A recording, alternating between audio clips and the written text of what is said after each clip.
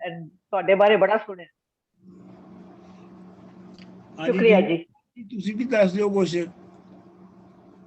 जी ਤੁਸੀਂ, ਮੈਂ ਕਿਹਾ ਕੁਛ ਆਪਣਾ ਤਾਰਫ मैं ਕਰਾ जमील ਦਿਓ। पाल नु जी मैं अर्ज करा कुछ मैं जमील पाल मेरा नाम है जी। मैं की ना है ज़ुबाना दा शौकीन रहा। मैं बंगाल भी रहने दा मौका मिलिया किसी ज़माने जदों अलहदा हो रहा सी ते पंजाबी कौम परस्तां छोटा जिहा वर्कर हाँ। कोई साला को अखबार करदा रहना वा, लोकाई अखबार कर रहे हैं ते डॉक्टर रिटायर्ड प्रोफैसर 2 साल तो लिखना पढ़ना ही है, और तो कोई काम आमदा नहीं। लाहौर शहर ना मेरा तलक, जिहड़ा शहरां दा शहर है ज़ाहिर है सारे शहर प्यारे ने पंजाब दे, पर लाहौर लाहौर ही है। नहीं ये तो सारे मानने हैं ਅਸੀਂ। जी हाँ जी हाँ, नहीं ਰੀਸਾਂ ਸ਼ਹਿਰ ਲਾਹੌਰ ਦੀਆਂ। वाकई कोई नहीं समझ। वाह वाह क्या बात है। ਹਾਂਜੀ, ਸਾਡੇ ਦਾਦਕੇ, ਮੇਰੇ ਨਾਨਕੇ ਵੀ ਉਸ ਏਰੀਆ ਦੇ ਨੇ ਤੇ ਮੇਰੇ हाँ ਦਾਦਕੇ ਜਿਹੜੇ ਸੀ ਲਾਲਪੁਰ ਦੇ ਸੀਗੇ ਤੇ ਪਟਵਾਰੀ ਦੇ ਬਾਹਰ ਅੰਦਰ ਆਏ ਜੀ। बंटवारे ते उजाड़े इको महीने च हो गया ना पंजाबी च लफ्ज। ਸਹੀ ਗੱਲ ਹੈ ਜੀ, ਸਹੀ ਗੱਲ। ਲਓ ਜੀ ਆਪਣਾ ਜਮੀਲ ਜੀ, ਹੁਣ ਤੁਹਾਡੇ ਸਿਰ ਤੇ ਹੈ ਹਵਾਲੇ ਤੇ ਹੁਣ ਤੁਸੀਂ ਜੋ ਪੜਾਉਣਾ ਹੈ ਪੜਾਓ। मेरे ख्याल एक रह गए ने अपने बिनी जी हुनी। ਹਾਂਜੀ अच्छा अच्छा हो गए। जी गल करो।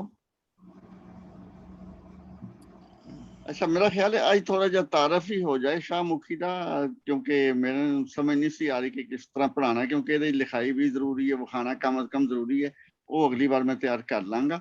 थोड़ा जा मैं दस दिया शाहमुखी बारे किस तरह पढ़नी है तो की पढ़ना है। शाहमुखी असल विच कूफी रस्मुल खत, कूफी लिपि तो कढ़ी गई लिपि है। अरब दे 1400 साल पहला जदों कुरान नाज़िल होया या लिखिया गया तो कूफी लिपि सी। कूफी ऐसी लिपि है जिहदे च नुक्ते कोई नहीं होंदे। अच्छा शाह लिपि का सारा जिहड़ा निज़ाम है ना, बिंदियां ते चलदा है, नुक्तियां ते चलदा है। किसी अखर दे थल्ले नुक्ता है, किसी दे उत्ते नुक्ता है, किसी दे 2 नुक्ते ने, किसी दे 3 नुक्ते ने। नुक्तियां नाल ही होंदा है, नुक्ते ज़हन च रखने पैंदे ने, नहीं तो फिर सही नहीं पढ़िया जांदा। दूसरा कि चीनी तो बाद दूजा गुंझलदार जी लिपि है, इनू सही पढ़ना काफ़ी जिगरे का काम है तो काफ़ी महारत का काम है। महारत आमदी है प्रैक्टिस नाल, जिन्नी ज़्यादा तुसीं पढ़ोगे उन्नी ज़्यादा तुहानूं सही पढ़नी आ जाए। क्योंकि गुरमुखी होवे, नागरी होवे या रोमन होवे, जदों लफ्ज एक मुकदा है, शब्द मुकदा है तो उसके बाद थोड़ा जा एक अखर जिन्ना वक्फा होंदा है, थोड़ी जी खाली जगह छड्डने, फिर दूजा लिखने, फिर थोड़ी जगह छड्डने, फिर दिस इज अ कैट लिखना है तो दिस तो बाद थोड़ी जी जगह छड्डांगे फिर इज लिखांगे। शाहमुखी च इदां दियां गल्लां घट ने। लफ्ज जिथे मुकदा अगों दूजा, अगों तीजा शुरू। कई बारी 2 लफ्ज जोड़ के पढ़ जाते हैं, कई बारी एक लफ्ज के 2 टोटे हो जाते हैं। तो ये जिहड़ी चीज़ है खामी गिनी जाएगी, खराबी गिनी जाएगी, पर है नहीं जिस तरह की है सानू एज इट इज ही कबूल करनी पैनी है, एज इट इज इस नूं पढ़ना है।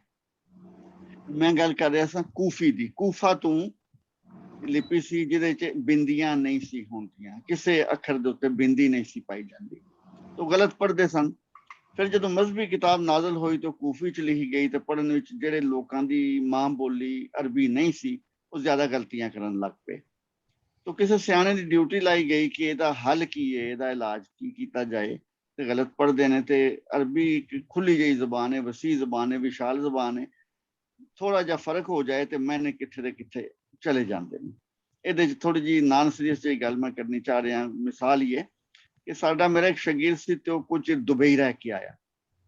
दुबई ਉਹਦੀ सुनियारे की दुकान सी ਤੇ ਉੱਥੇ ਉਹਦੇ ਵਾਲਿਦ ਦੀ ਪਿਓ ਦੀ ਦੁਕਾਨ ਸੀ। ਉਹ ਮੁੰਡਾ ਵੀ ਨਾਲ ਲੈ ਗਿਆ। ਮੁੰਡੇ ਨੂੰ ਉਹਨੇ ਕਿਹਾ ਕਿ ਅਰਬੀ ਬੋਲਿਆ ਕਰ ਥੋੜੀ ਥੋੜੀ, ਤਾਂ ਜੇ ਤੈਨੂੰ ਆਵੇ ਤੂੰ ਇੱਥੇ ਰਹਿਣਾ, ਕੰਮ ਕਰਨਾ। ਤੇ ਉਹ ਬੋਲਦਾ ਹੁੰਦਾ ਸੀ। ਕਹਿੰਦਾ ਇੱਕ ਸੁਆਣੀ ਆਉਂਦੀ ਹੁੰਦੀ ਸੀ, ਅਕਸਰ ਉਹਨੇ ਜ਼ੇਵਰ ਸ਼ੇਵਰ ਲੈ ਜਾਣੇ, ਤੇ ਇੱਕ ਦਿਨ ਉਹਦੇ ਨਾਲ 2 ਬੱਚੇ ਵੀ ਆ ਗਏ। ਤੇ ਮੈਂ ਉਹਨੂੰ ਪੁੱਛਣਾ ਚਾਹ ਰਿਹਾ ਸੀ ਕਿ ਦੋਵੇਂ ਬੱਚੇ ਤੇਰੇ ਨੇ? ਤੇ ਕੋਈ ਜ਼ੇਰ ਜ਼ਬਰ ਦਾ ਅਸੀਂ ਕਹਿੰਦੇ ਆ, ਕੋਈ ਮਾਤਰਾ ਲੱਗਾ, ਮਾਤਰਾ ਦਾ ਫਰਕ ਹੋ ਗਿਆ, ਤੇ ਉਹ ਜਿਹੜਾ ਮਫਹੂਮ ਬਣਿਆ, ਮੈਨੇ ਬਣੇ, ਉਹ ਬਣਿਆ ਇਹ ਦੋਵੇਂ ਬੱਚੇ ਮੇਰੇ ਨੇ। ਤੇ ਸੁਆਣੀ ਨੇ ਬੜਾ ਮਾਈਂਡ ਕੀਤਾ, ਉਹ ਪੁਲਿਸ ਕੇਸ ਬਣ ਗਿਆ ਕਿ ਇਹਨੇ ਇਸ ਤਰ੍ਹਾਂ ਕਿਹਾ ਕਿਉਂ। ਇਸ ਵਾਸਤੇ ਕਿ ਥੋੜਾ ਜਿਹੀ ਮਾਤਰਾ, ਲਗਾ ਮਾਤਰਾ ਨਾ, ਗੁਰਮੁਖੀ ਜਾਂ ਨਾਗਰੀ ਚ ਅਸੀਂ ਲਗਾ ਮਾਤਰਾ ਤੋਂ ਬਗੈਰ ਸੋਚ ਵੀ ਨਹੀਂ ਸਕਦੇ ਕਿ ਉਹ ਅੱਖਰ ਲਿਖਾਂਗੇ। ਸ਼ਾਹਮੁਖੀ ਦੇ ਚ ਮਾਤਰਾ ਲਿਖਦੇ ਹੀ ਨਹੀਂ, ਲਿਖਣੀਆਂ ਚਾਹੀਦੀਆਂ ਨੇ, ਕੋਈ ਨਹੀਂ ਲਿਖਦਾ। ਨਤੀਜਾ ਹੈ ਕਿ ਗੱਲ ਹੋਵੇ, ਗਿਲ ਹੋਵੇ, ਗੁਲ ਹੋਵੇ, ਤਿੰਨੇ ਤਰ੍ਹਾਂ ਪੜਿਆ ਜਾ ਸਕਦਾ। ਉਹਨੇ ਗੱਗਾ ਤੇ ਲੱਲਾ, ਗਾਫ ਤੇ ਲਾਮ ਲਿਖ ਦੇਣੇ ਨੇ। ਇਹ ਪੜਨ ਵਾਲੇ ਦੀ ਕਿਸਮਤ ਤੇ ਕਿਉਂ ਕੀ ਪੜਦਾ, ਕੱਲਾ ਅੱਖਰ ਕੱਲਾ ਜਿਹੜਾ ਸ਼ਬਦ ਹੈ ਉਹਦੇ ਚ ਨਹੀਂ ਸਮਝ ਆਉਂਦੀ ਕੀ ਹੈ, ਤੇ ਉਹ ਇਸ ਤਰ੍ਹਾਂ ਪੁਲਿਸ ਕੇਸ ਬਣ ਗਿਆ। ਹੁਣ ਉਹਦਾ ਜਿਹੜਾ ਹੱਲ ਕੱਢਿਆ ਗਿਆ ਸੀ ਉਹ ਇਹੀ ਹੈ ਕਿ ਇੱਕ ਤੇ ਉੱਤੇ ਬਿੰਦੀਆਂ ਪਾਈਆਂ ਜਾਣ, ਇੱਕ ਉੱਤੇ ਜ਼ੇਰਾਂ ਜ਼ਬਰਾਂ ਜਿਹਨਾਂ ਨੂੰ ਇਰਾਬ ਕਹਿੰਦੇ ਨੇ, ਥੋੜੀ ਜਿਹੀ ਤਿਰਛੀ ਜਿਹੀ ਲਕੀਰ ਉੱਤੇ ਜਾਂ ਥੱਲੇ ਪਾਈ ਜਾਏ, ਇੱਕ ਗੋਲ ਦਾਇਰੇ ਦੇ ਨਾਲ ਲਕੀਰ ਹੁੰਦੀ ਉਹਨੂੰ ਪੇਸ਼ ਕਹਿੰਦੇ ਨੇ, ਉਹਦੀ ਆਵਾਜ਼ ਦਿੰਦੀ ਹੈ, ਉਹ ਹੋਵੇ। ਉਹ ਕਾਫੀ ਹੱਦ ਤੱਕ ਠੀਕ ਹੋ ਗਈ। ਅੱਛਾ, ਅਰਬੀ ਚ ਕੁੱਲ 28 ਅੱਖਰ ਨੇ, ਆਵਾਜ਼ਾਂ ਤੇ 22 ਨੇ, ਬਾਕੀ ਜਿਹੜੀਆਂ ਨੇ ਡੁਪਲੀਕੇਟ ਨੇ। ਜ਼ਜ਼ਾ ਜਿਹੜਾ ਕਿ ਸਾਡੀ ਪੰਜਾਬੀ ਦੀ ਆਵਾਜ਼ ਨਹੀਂ, ਜੱਜਾ ਹੀ ਹੈ, ਉਹ ਜ਼ ਕਰਕੇ ਬੋਲਦੇ ਨੇ, ਤੇ ਉਹਦੀਆਂ 4 ਸ਼ਕਲਾਂ ਨੇ। ਇਸੇ ਤਰ੍ਹਾਂ ਸੱਸਾ, ਅਰਬੀ ਚ ਤਿੰਨ ਸੱਸੇ ਨੇ, ਇੱਕ ਸੇਬ, ਇੱਕ ਸਵਾਦ। ਸੰਦੂਕ ਲਿਖਣਾ ਹੈ ਤਾਂ ਇੱਕ ਨਾਰਮਲ ਸੱਸੇ ਨਾਲ ਨਹੀਂ, ਦੂਜੇ ਸੱਸੇ ਨਾਲ ਲਿਖਿਆ ਜਾਏਗਾ। ਸਾਬਤ ਲਿਖਣਾ ਹੈ ਤਾਂ ਤੀਜੇ ਸੱਸੇ ਨਾਲ ਲਿਖਿਆ ਜਾਏਗਾ। ਸੋ ਇਹ ਜਿਹੜੀਆਂ ਚੀਜ਼ਾਂ ਨੇ ਯਾਦ ਰੱਖਣੀਆਂ ਪੈਣੀਆਂ। ਤੱਤੇ ਵੀ 2 ਨੇ, ਤੇ ਵੇ ਤੇ ਤੋਏ ਵੇ। ਤੋਤਾ ਹੋਰ ਤਰ੍ਹਾਂ ਲਿਖਿਆ ਜਾਏਗਾ, ਤੱਤਾ ਹੋਰ ਤਰ੍ਹਾਂ ਲਿਖਿਆ ਜਾਏਗਾ। ਇਹ ਸਾਨੂੰ ਚੇਤੇ ਰੱਖਣੀਆਂ ਪੈਣਗੀਆਂ। 28 ਆਵਾਜ਼ਾਂ, 22 ਆਵਾਜ਼ਾਂ ਤੇ 28 ਅੱਖਰ ਸਨ। ਅੱਛਾ, ਜਦੋਂ ਇਹ ਲਿਪੀ ਈਰਾਨ ਦੇ ਵਿੱਚ ਆਈ, ਫਾਰਸੀ ਵੀ ਉਹਨਾਂ ਸੋਚਿਆ, ਫਾਰਸੀ ਵਾਲਿਆਂ ਇਸਲਾਮ ਕਬੂਲ ਕਰ ਲਿਆ, ਉਹਨਾਂ ਕਿਹਾ ਅਸੀਂ ਵੀ ਅਰਬੀ ਅੱਖਰਾਂ ਨਾਲ ਲਿਖੀਏ ਆਪਣੀ ਭਾਸ਼ਾ। ਇੱਕ ਇਹ ਵੇ ਕਿ ਹਜ਼ਰਤ ਉਮਰ ਜਿਹੜੇ ਕਿ ਮੁਸਲਮਾਨਾਂ ਦੇ ਦੂਜੇ ਖਲੀਫਾ ਸਨ, ਉਹਨਾਂ ਨੂੰ ਕਿਸੇ ਨੇ ਕਿਹਾ ਕਿ ਫਾਰਸੀ ਵਾਲੇ ਵੀ ਚਾਹੁੰਦੇ ਨੇ ਕਿ ਅਸੀਂ ਲਿਖੀਏ ਕਿ ਨਾ ਫਾਰਸੀ ਜ਼ੁਬਾਨ ਹੀ ਰੱਖੀਏ। ਉਹਨਾਂ ਕਿਹਾ ਜੀ ਜੇ ਫਾਰਸੀ ਜ਼ੁਬਾਨ ਰੱਖਣੀ ਹੈ ਤੇ ਇਹਦੀ ਜਿਹੜੀ ਲਿਪੀ ਹੈ ਅਰਬੀ ਕਰ ਦਿਓ। ਉਹ ਫਿਰ ਮਜਬੂਰੀ ਕਹਿ ਲਓ, ਉਹਦੇ ਨਾਲ ਉਹਨਾਂ ਫਾਰਸੀ ਲਿਖਣੀ ਸ਼ੁਰੂ ਕੀਤੀ, ਤੇ ਫਾਰਸੀ ਚ ਕੁਝ ਆਵਾਜ਼ਾਂ ਵਾਧੂ ਸਨ ਅਰਬੀ ਨਾਲੋਂ। ਅਰਬੀ ਚ ਪੱਪਾ ਕੋਈ ਨਹੀਂ, ਚੱਚਾ ਕੋਈ ਨਹੀਂ, ਗੱਗਾ ਕੋਈ ਨਹੀਂ, ਯਯਾ ਕੋਈ ਨਹੀਂ।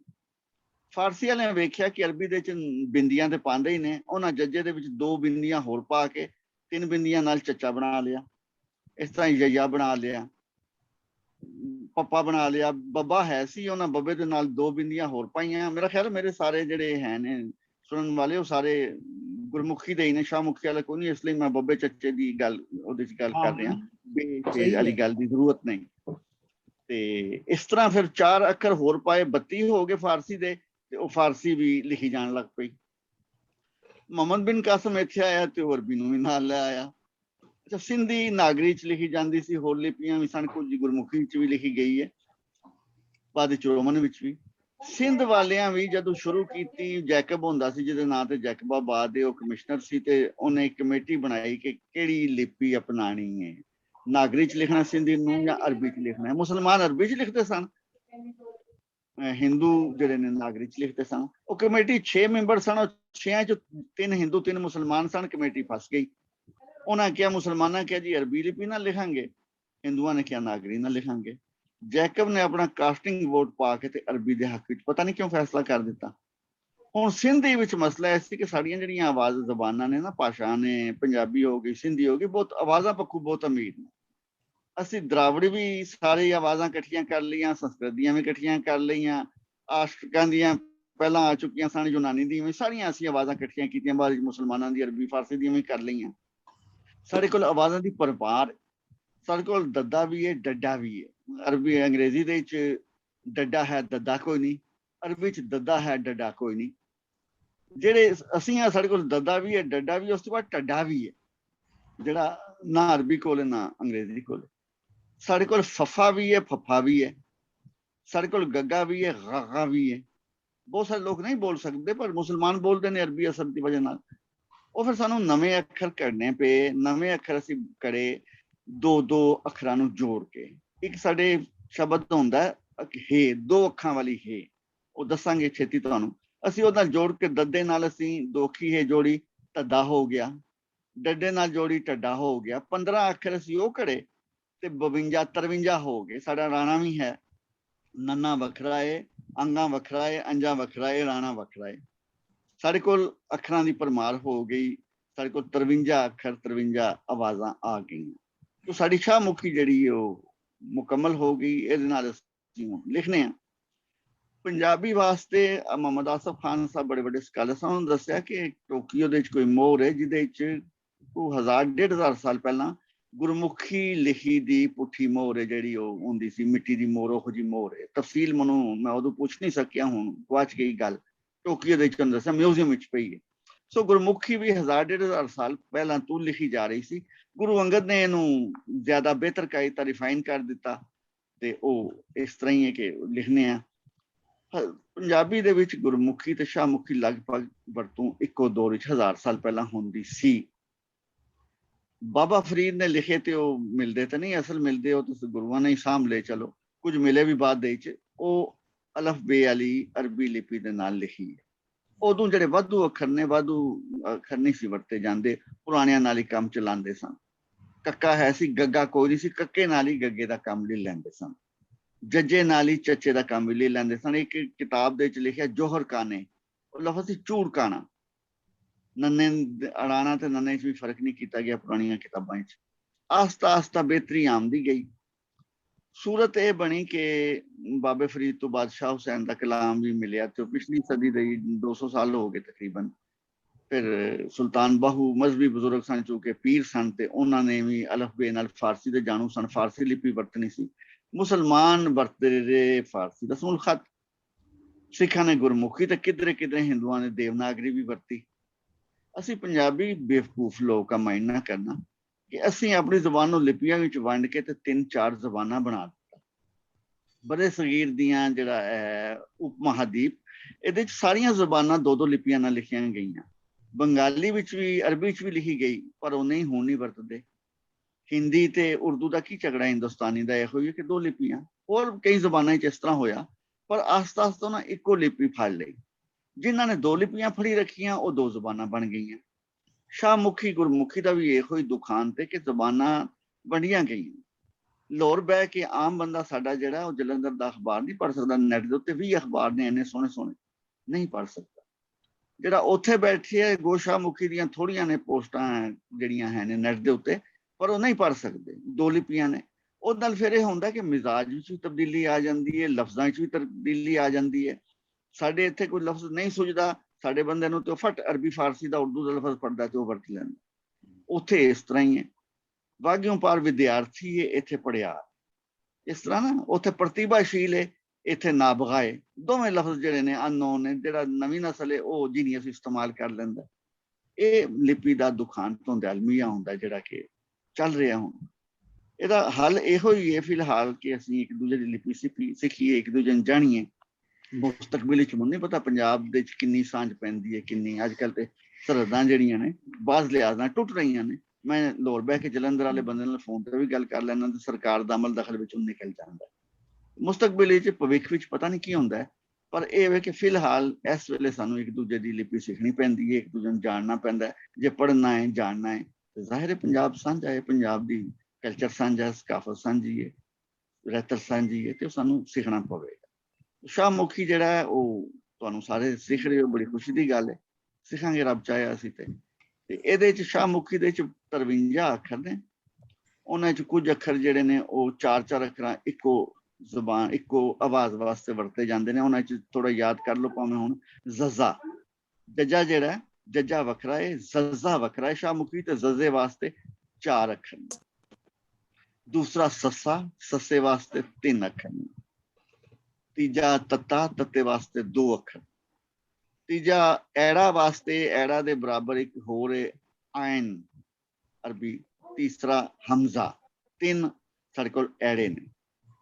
ਸੋ 4 ਜ਼ਜ਼ੇ ਨੇ, 3 ਸੱਸੇ ਨੇ, 2 ਤੱਤੇ ਨੇ ਤੇ 3 ਹੀ ਐੜੇ ਨੇ। ਇਹ ਵਾਧੂ ਭਾਰ ਜਿਹੜਾ ਉਹ ਚੁੱਕਣਾ ਪਵੇਗਾ, ਤੁਹਾਨੂੰ ਵੀ ਸਿੱਖਣੀ ਹੈ। ਤੇ ਇਹ ਜਿਹੜੇ ਵਾਧੂ ਅੱਖਰ ਮੈਂ ਅਰਜ਼ ਕੀਤਾ ਨਾ, ਇਹ ਸਾਰੇ ਅਰਬੀ ਹਰਫਾਂ ਦੇ ਵਿੱਚ ਆਉਂਦੇ ਨੇ। ਜਿਹਦੇ ਵਿੱਚ ਦੂਸਰਾ ਜਾਂ ਤੀਸਰੀ ਕਿਸਮ ਦਾ ਸੱਸਾ ਵਰਤਿਆ ਹੋਵੇ, ਤੁਹਾਨੂੰ ਪਤਾ ਲੱਗ ਜਾਂਦਾ ਕਿ ਅਰਬੀ ਤੋਂ ਆਇਆ ਸਾਡਾ ਅੱਖਰ ਨਹੀਂ। ਸਾਡੇ ਜਿਹੜੇ ਅੱਖਰ ਨੇ ਉਹ ਡੱਡਾ, ਟੈਂਕਾ, ਠੱਠਾ, ਇਹ ਵਾਲੇ ਜਿਹੜੇ ਨੇ ਉਹ ਲਾਜ਼ਮੀ ਅਰਬੀ ਚੋਂ ਕੇ ਨਹੀਂ ਵਰਤੇ ਜਾਂਦੇ। ਉਹ ਸਾਨੂੰ ਪਤਾ ਲੱਗ ਜਾਂਦਾ ਕਿ ਅਰਬੀ ਦੇ ਨਹੀਂ, ਇਹ ਸਾਡੇ ਨੇ, ਦੇਸੀ ਨੇ, ਲੋਕਲ। ਇਹ ਨਹੀਂ ਕੋਈ ਸਵਾਲ ਜੇ ਤੁਹਾਡੇ ਜ਼ਿਹਨ ਵਿੱਚ ਹੈ ਤਾਂ ਜ਼ਰੂਰ ਪੁੱਛੋ ਸ਼ਾਹਮੁਖੀ ਦੇ ਹਵਾਲੇ ਨਾਲ। ਅਗਲੀ ਵਾਰ ਮੈਂ ਅੱਖਰਾਂ ਦੀ ਤਸਵੀਰਾਂ ਤਿਆਰ ਕਰ ਲਵਾਂਗਾ ਤੇ ਉਹ ਤੁਹਾਨੂੰ, ਤੁਸੀਂ ਕਾਗਜ਼ ਪੈਨਸਲ ਰੱਖਣਾ ਤੇ ਤੁਸੀਂ ਸਿੱਖ ਲੈਣਾ, ਪੜ੍ਹ ਲੈਣਾ। ਤੇ ਇੱਕ ਦੱਸਦਾ ਜਾਵਾਂ ਕਿ ਇਹ ਗੁੰਝਲਦਾਰ ਪੇਚੀਦਾ ਹੈ। ਬੱਬੇ ਦੀਆਂ 14 ਸ਼ਕਲਾਂ ਨੇ ਜਿਹੜੀਆਂ ਤੁਸੀਂ ਬਿੰਦੀ ਨਾਲ ਪਛਾਣਦੇ ਹੋ। ਬੱਬੇ ਦੇ ਥੱਲੇ ਇੱਕ ਨੁਕਤਾ ਹੁੰਦਾ, ਪੱਪੇ ਦੇ ਥੱਲੇ 3 ਨੁਕਤੇ ਹੁੰਦੇ ਨੇ। ਤੇ ਜਦੋਂ ਮੁਸਲਸਲ ਦਿਖਾਈਏ, ਚੱਚੇ ਥੱਲੇ ਵੀ 3 ਹੈ ਨਾ, ਜੱਜੇ ਥੱਲੇ ਵੀ 1 ਨੁਕਤਾ ਹੈ, ਬੱਬੇ ਥੱਲੇ ਵੀ 1 ਨੁਕਤਾ ਹੈ, ਤੇ ਉਹ ਤੁਹਾਨੂੰ ਥੋੜਾ ਜਿਹਾ ਧਿਆਨ ਨਾਲ ਪੜ੍ਹਨਾ ਪਵੇਗਾ, ਧਿਆਨ ਨਾਲ ਵੇਖੋਗੇ ਥੋੜ੍ਹੀਆਂ ਉੱਤੇ ਜਾ ਕੇ ਸ਼ਕਲ ਝੁੰਡ ਤਬਦੀਲ ਹੋ ਜਾਂਦਾ ਤੇ ਤੁਸੀਂ ਪਛਾਣ ਲੈਂਦੇ ਆ। ਕੋਈ ਇੰਨੀ ਮੁਸ਼ਕਿਲ ਨਹੀਂ ਹੈ, ਮੈਂ ਤੁਹਾਨੂੰ ਡਰਾ ਨਹੀਂ ਰਿਹਾ, ਡਰਨਾ ਚਾਹੀਦਾ ਹੀ ਨਹੀਂ ਹੈ। ਜੇ ਮੁਸ਼ਕਿਲ ਹੋਵੇ ਤਾਂ ਜ਼ਿਆਦਾ ਧਿਆਨ ਦੇਾਂਗੇ ਤੁਸੀਂ ਸਿੱਖਾਂਗੇ। ਤੇ ਕੋਈ ਸਵਾਲ ਹੋਵੇ ਤੇ ਜ਼ਰੂਰ ਦੱਸੋ। ਸੋ ਡਾਕਟਰ ਸਾਹਿਬ, ਜਿਹੜੀ ਅਸੀਂ ਆਪ, ਮੈਂ ਬੀਬਾ ਬੋਲ ਰਹੀ ਹਾਂ ਜੀ, ਜੇ ਅਸੀਂ ਆਪ ਜਿਹੜੀ ਅਸੀਂ ਆਪ ਪੰਜਾਬੀ ਹੁਣ ਬੋਲਦੇ ਆ, ਉਹਦੇ ਵਿੱਚ ਜਿਹੜੇ ਅਸੀਂ ਅੱਖਰ ਬੋਲਦੇ ਆ, ਜਿਹੜੇ ਲਿਖਦੇ ਵੀ ਆ ਜਾਂ ਬੋਲਦੇ ਵੀ ਆ, ਦੋਜ਼ ਆਰ ਬੇਸਿਕ। ਤੇ ਜਿਹਦੇ ਚ ਅਸੀਂ ਬਹੁਤ ਜਿਹਦੇ ਚੀਜ਼ਾਂ ਜ਼ੇ ਜਾਂ ਇਦਾਂ ਦੇ ਲਫ਼ਜ਼ ਆਉਂਦੇ ਨੇ, ਉਹ ਬੇਸਿਕਲੀ ਇਹ ਹੈ ਕਿ ਵੀ ਦੇ ਆਰ ਉਹਨਾਂ ਦਾ ਜਿਹੜਾ ਰੂਟ ਹੈਗਾ ਆ ਉਹ ਫਾਰਸੀ ਹੈਗਾ। ਦੇਖੋ ਜੀ, ਰੂਟ ਬਹੁਤ ਸਾਰੇ ਤੇ ਗਵਾਚ ਵੀ ਗਏ ਨਾ। ਹੁਣ ਕਫਨ ਜਾਂ ਖਫਨ ਕਰਕੇ ਖਫਨ ਬੋਲਦੇ ਨੇ ਪਿੰਡਾਂ ਦੇ ਵਿੱਚ। ਖਫਨ ਬੋਲਦੇ। ਅੱਛਾ, ਮੁਸਲਮਾਨ ਜਿਹੜਾ ਅਰਬੀ ਜਾਣਦਾ ਉਹ ਕਫਨ ਬੋਲੇਗਾ। ਹੁਣ ਇਹ ਕਹਿੰਦੇ ਨੇ ਕਿ ਯੂਨਾਨੀ ਗ੍ਰੀਕ ਲਫ਼ਜ਼ ਜਿਹੜਾ ਕੋਫੀਨੋਸ ਉਹਦੇ ਚੋਂ ਆਇਆ, ਜਾਂ ਮਿਰਜ਼ੇ ਦੀ ਬੱਕੀ ਜਿਹੜੀ ਹੈ ਬੋਕੈਫਿਲਸ ਜਿਹੜਾ ਸਿਕੰਦਰ ਦਾ ਘੋੜਾ ਸੀ ਉਹਦੇ ਤੋਂ ਆਇਆ। ਯੂਨਾਨ ਦੇ ਵੀ ਅਸਰਾਤ ਨਾ ਕਾਫੀ ਨੇ।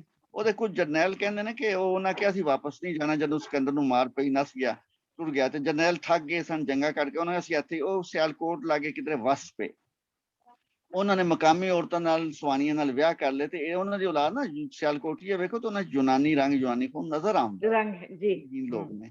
ਤੇ ਉਹ ਫਿਰ ਬਹੁਤ ਸਾਰੇ ਸ਼ਬਦ ਜਿਹੜੇ ਨੇ ਉਹ ਯੂਨਾਨੀ ਦੇ ਸ਼ਾਮਲ ਹੋ ਗਏ। ਕਫਨ ਜਾਂ ਇਸ ਕਿਸਮ ਦੇ ਲਫ਼ਜ਼ ਜਿਹੜੇ ਨੇ ਉਹ ਸੀ ਹੈ ਨੇ, ਬਾਜ਼ ਲੱਭ ਜਾਂਦੇ ਨੇ। ਹੁਣ ਇਹ ਸਾਨੂੰ ਪਤਾ ਹੈ ਕਿ ਸੰਦੂਕ ਵਰਗੇ ਜਿਹੜੀ ਸਸਰੀ ਦੂਜੀ ਸ਼ਕਲ ਹੈ ਉਹ ਅਰਬੀ ਤੋਂ ਹੀ ਆਏ ਨੇ। ਇਹ ਜਿਹੜੀ ਹੈ ਨਾ ਯਯਾ, ਉਹ 3-4 ਲਫ਼ਜ਼ ਨੇ ਪੰਜਾਬੀ ਚੋਂ ਫਾਰਸੀ ਦੇ ਨੇ। ਯਾਲਾ ਬਾਰੀ ਹੋ ਗਿਆ, ਜਿਸ ਟੈਲੀਵਿਜ਼ਨ ਹੈ ਇਹ ਫਰਾਂਸੀਸੀ ਲਫ਼ਜ਼ ਹੈ, ਭਾਵੇਂ ਉਹ ਅਰਬੀ ਤੋਂ ਆ ਗਿਆ, ਅੰਗਰੇਜ਼ੀ ਤੋਂ ਆ ਗਿਆ, ਸੌਰੀ। ਦੂਜਿਆਂ ਦੀ ਆਵਾਜ਼ ਤੋਂ ਪਤਾ ਲੱਗ ਜਾਂਦਾ ਕਿ ਫਲਾਂ ਥਾਂ ਤੋਂ ਆਇਆ, ਉਹਦਾ ਬੋਲ ਕੇ ਰੂਟ ਦੱਸ ਦਿੰਦਾ। ਕੁਝ ਜਿਹੜੇ ਨੇ ਉਹ ਨਹੀਂ ਦੱਸਦੇ ਨਾ। ਡੱਡੇ ਵਾਲੇ ਲਫ਼ਜ਼ ਜਿਹੜੇ ਨੇ ਉਹ ਸਾਡੇ ਲੋਕਲ ਨੇ, ਅਰਬੀ ਤੋਂ ਨਹੀਂ ਆਏ। ਅਰਬੀ 'ਚ ਡੱਡਾ ਹੁੰਦਾ ਹੀ ਨਹੀਂ, ਫਾਰਸੀ 'ਚ ਹੁੰਦਾ ਹੀ ਨਹੀਂ। ਹੁਣ ਜੇ ਅੰਗਰੇਜ਼ੀ ਹੈ ਵਿੱਚ ਹੈ ਡੱਡਾ, ਤੇ ਅੰਗਰੇਜ਼ੀ ਤੋਂ ਵੀ ਆ ਸਕਦੇ ਨੇ। ਉਹ ਸਾਨੂੰ ਕਿਉਂਕਿ ਬਾਅਦ ਵਿੱਚ ਆਏ ਨੇ, ਡਿਕਸ਼ਨਰੀਆਂ ਮੌਜੂਦ ਨੇ, ਸਾਨੂੰ ਪਤਾ ਲੱਗ ਜਾਂਦਾ ਕਿ ਅੰਗਰੇਜ਼ੀ ਦਾ ਡੱਡੇ ਵਾਲੇ ਜਿੰਨੇ ਵੀ ਲਫ਼ਜ਼ ਨੇ। ਤੇ ਕਈਆਂ ਦਾ ਪਤਾ ਲੱਗ ਜਾਂਦਾ, ਬੋਲ ਕੇ ਲਫ਼ਜ਼ ਦੱਸ ਦਿੰਦਾ, ਕਈਆਂ ਦਾ ਨਹੀਂ ਦੱਸਦਾ ਬੋਲ ਕੇ। ਉਹ ਫਿਰ ਡਿਕਸ਼ਨਰੀਆਂ ਫੋਲਣੀਆਂ ਪੈਂਦੀਆਂ ਨੇ। ਫਿਰ ਬਾਅਦ ਜਿਹੜੇ ਨੇ ਦੋ ਜ਼ੁਬਾਨਾਂ 'ਚ ਵੀ ਹੁੰਦੇ ਨੇ, ਫਾਰਸੀ 'ਚ ਵੀ, ਅਰਬੀ 'ਚ ਵੀ। ਬਾਅਦ ਜਿਹੜੇ ਸ਼ਬਦ ਆਏ ਨੇ ਨਾ ਉਹ ਅਰਬੀ ਤੋਂ ਡਾਇਰੈਕਟ ਨਹੀਂ ਆਏ, ਉਹ ਫਾਰਸੀ ਤੋਂ ਆਏ ਨੇ। ਅਰਬੀ ਸ਼ਬਦ ਨੇ ਪਰ ਫਾਰਸੀ ਵਿੱਚ ਵੀ ਗਏ ਨੇ। ਫਾਰਸੀ ਇੱਥੇ ਸਰਕਾਰੀ ਜ਼ੁਬਾਨ, ਫਾਰਸੀ ਤੇ ਅੰਗਰੇਜ਼ੀ ਸੀ ਨਾ 200 ਸਾਲ ਪਹਿਲਾਂ। ਇੱਥੇ ਅੰਗਰੇਜ਼ੀ ਵਰਗੀ ਸੀ, ਹਰ ਬੰਦਾ ਸਿੱਖਦਾ ਸੀ, ਪੜ੍ਹਿਆ ਲਿਖਿਆ ਬੋਲਣਾ ਚਾਹੁੰਦਾ ਸੀ। ਤੇ ਉਹ ਅਰਬੀ ਸ਼ਬਦ ਫਾਰਸੀ ਦੇ ਰਸਤਿਓਂ, ਫਾਰਸੀ 'ਚ ਸਫ਼ਰ ਕਰਕੇ ਪੰਜਾਬੀ 'ਚ ਸ਼ਾਮਲ ਹੋਏ ਨੇ।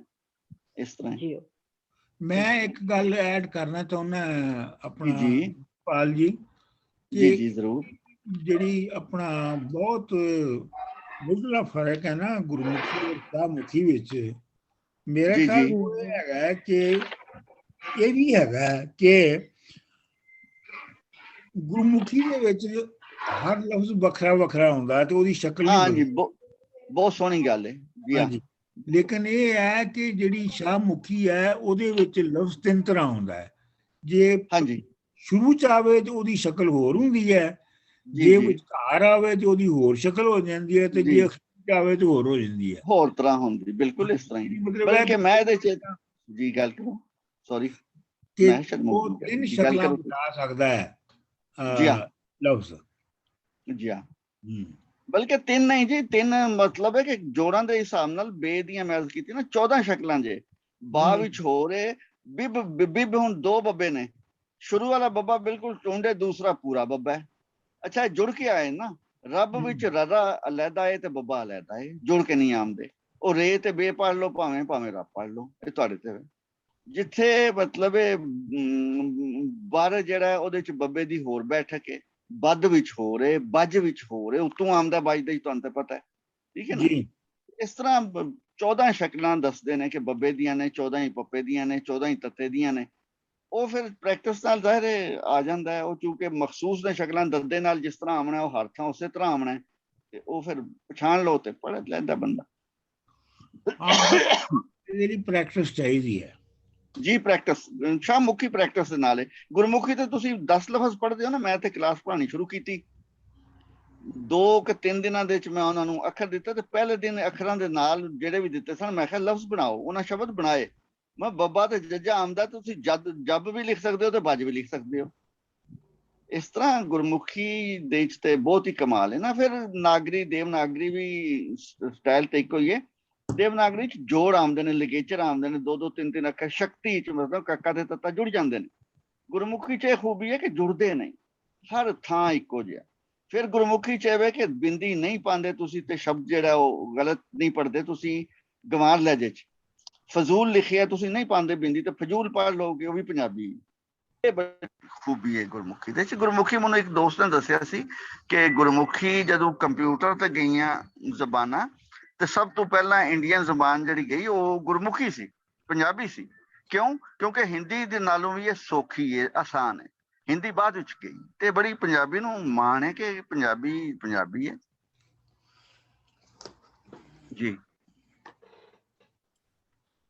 ਡਾਕਟਰ ਸਾਹਿਬ ਤੁਸੀਂ Hello? ਜਿਹੜੀ ਪਰਟੀਕੁਲਰ ਜਿਹੜੀ ਹਿਸਟਰੀ ਦੱਸੀ ਹੈ ਉਹ ਤਾਂ ਬੜੀ ਅਮੇਜ਼ਿੰਗ ਹੈ ਕਿ ਲੈਂਗੁਏਜ ਦੀ ਔਰ ਸਕ੍ਰਿਪਟ ਦੀ ਜਿਹੜੀ ਹਿਸਟਰੀ ਆ ਉਹਦੇ ਵਿੱਚ ਤਾਂ ਜੀਓਗ੍ਰਾਫਿਕਲ ਵੀ ਔਰ ਕਲਚਰ ਵੀ ਔਰ ਹਿਸਟਰੀ ਸਦੀਆਂ ਤੋਂ ਸਦੀਆਂ ਦੀਆਂ ਚੀਜ਼ਾਂ ਵਿੱਚ ਲੁਕੀਆਂ ਪਈਆਂ ਨੇ ਸਕ੍ਰਿਪਟ ਦੇ ਵਿੱਚ।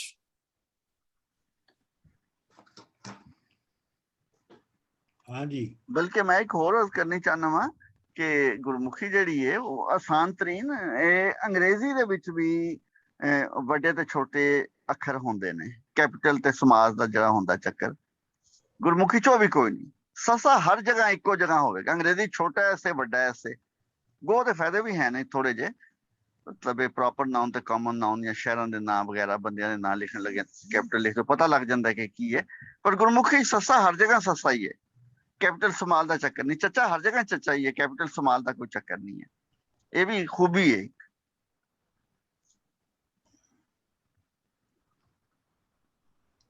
ਜੀ।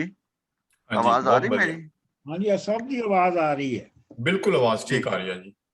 ਮੈਨੂੰ ਬੜੀ ਹਲਕੀ ਆ ਰਹੀ ਹੈ, ਮੈਂ ਸ਼ਾਇਦ ਮੇਰੀ ਵੀ ਨਹੀਂ ਜਾ ਰਹੀ ਜੀ। ਹਾਂ, ਆਪਣਾ ਵੋਲਿਊਮ ਅਪ ਕਰੋ ਡਾਕਟਰ ਸਾਹਿਬ, ਤੁਸੀਂ ਤੁਹਾਡਾ ਸ਼ਾਇਦ ਵੋਲਿਊਮ ਲੋ ਹੋਵੇ ਆਪਣੇ ਤੁਹਾਡੇ ਕੰਪਿਊਟਰ ਦਾ।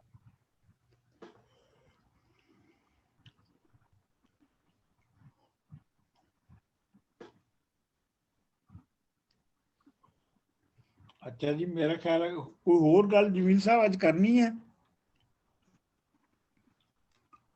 ਜਮੀਲ ਸਾਹਿਬ, ਜਮੀਲ ਸਾਹਿਬ ਜੀ ਜੀ, ਮੈਂ ਕਿਹਾ ਹੋਰ ਗੱਲ ਕਰਨੀ ਹੈ ਕਿ ਫਿਰ ਅਗਲੇ ਹਫਤੇ? ਆਵਾਜ਼ ਬੜੀ,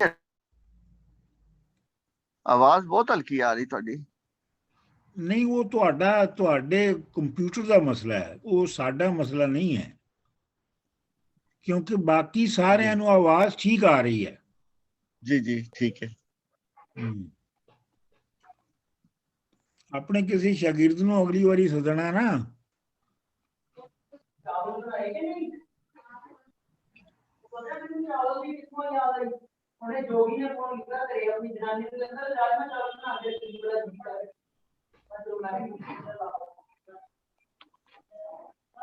ਚਲੋ ਜੀ, ਅਗਲੀ ਵਾਰੀ ਤੱਕ ਅਸੀਂ ਟੈਕਨੀਕਲ ਮਸਲੇ ਹੱਲ ਕਰ ਲਾਂਗੇ।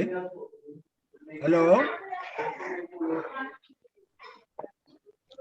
ਹੈਲੋ, ਜੀ ਜੀ, ਮੈਂ ਕਿਹਾ ਆਵਾਜ਼ ਬੜੀ ਹਲਕੀ ਆ ਰਹੀ ਹੈ ਪਰ ਸਮਝ ਆ ਰਹੀ ਮੈਨੂੰ ਜੀ। ਅੱਛਾ, ਮੈਂ ਕਿਹਾ ਫਿਰ ਹੁਣ ਅਗਲੀ ਵਾਰੀ ਤੱਕ ਟੈਕਨੀਕਲ ਮਸਲੇ ਵੀ ਹੱਲ ਕਰ ਲਾਂਗੇ ਤੇ ਤੁਸੀਂ ਆਪਣੀਆਂ ਸਲਾਈਡਾਂ ਵੀ ਤਿਆਰ ਕਰ ਲੈਣਾ ਜੀ। ਅਗਲੀ ਵਾਰੀ ਮੈਂ ਕੁਛ ਨਾ ਤਿਆਰ ਕਰਾਂਗਾ ਕਾਗਜ਼ ਦੇ ਉੱਤੇ ਨਾ, ਕੋਈ ਤਸਵੀਰਾਂ ਪੇਸ਼ ਕਰਾਂਗਾ ਨਾ, ਦੋਸਤ ਰੱਖਣ ਰਿਕਾਰਡ ਉਹਦਾ, ਕਾਗਜ਼ ਪੈਨਸਲ ਰੱਖਣ ਤੇ ਉਹ ਲਿਖ ਕੇ ਅਸੀਂ ਗੱਲ ਕਰਾਂਗੇ।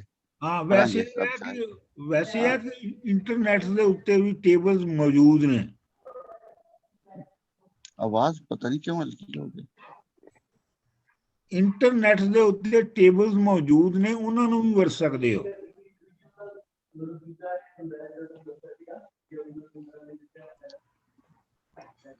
ਚਲੋ ਜੀ, ਫਿਰ ਆਪਣਾ ਅਗਲੇ ਹਫਤੇ ਮਿਲਨੇ ਆ।